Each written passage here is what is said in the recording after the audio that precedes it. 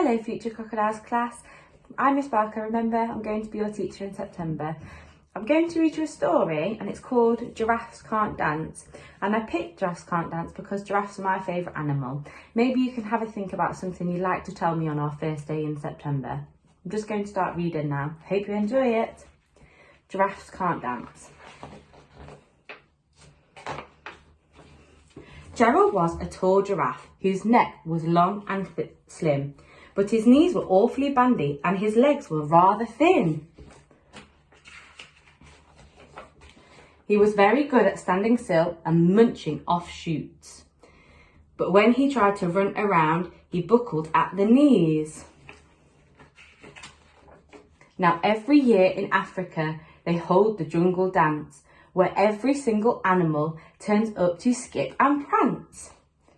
And this year, when the day arrived, poor Gerald felt so sad, because when it came to dancing, he was really very bad.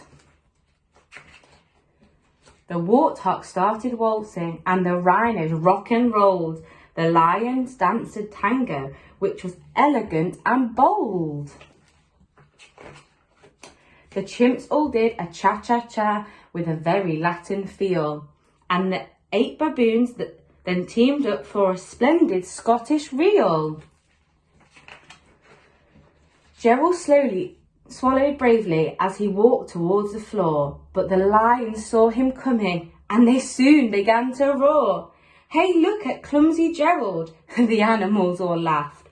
"Giraffes can't dance, you silly fool. Oh, Gerald, don't be daft." Look at them all laughing at him. Gerald simply froze up. He was rooted to the spot. "They're right," he thought. "I'm useless. Oh, I feel such a clot."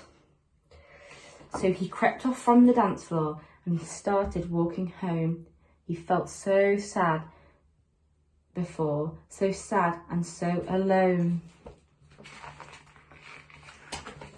Then he found a little clearing and he looked up at the sky. "The moon can be so beautiful," he whispered with a sigh.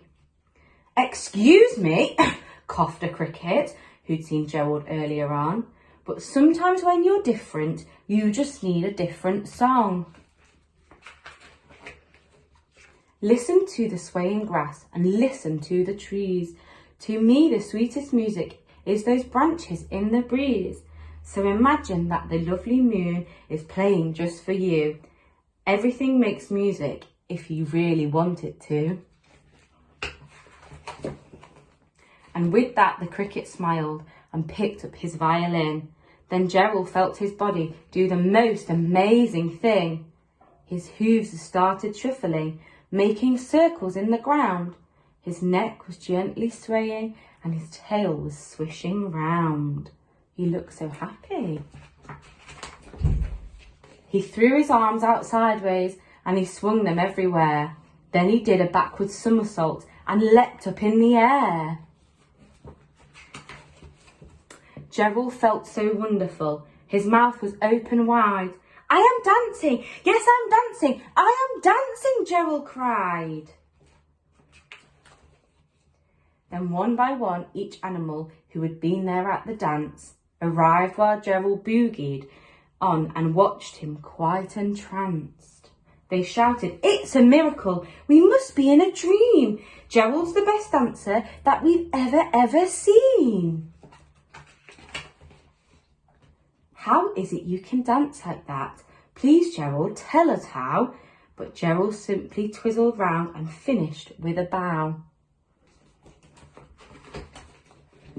Then he raised his head and looked up at the moon and stars above. "We can all dance," he said.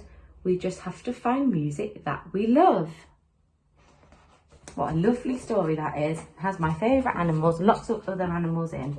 I hope you've enjoyed that year too. See you in September. Bye bye.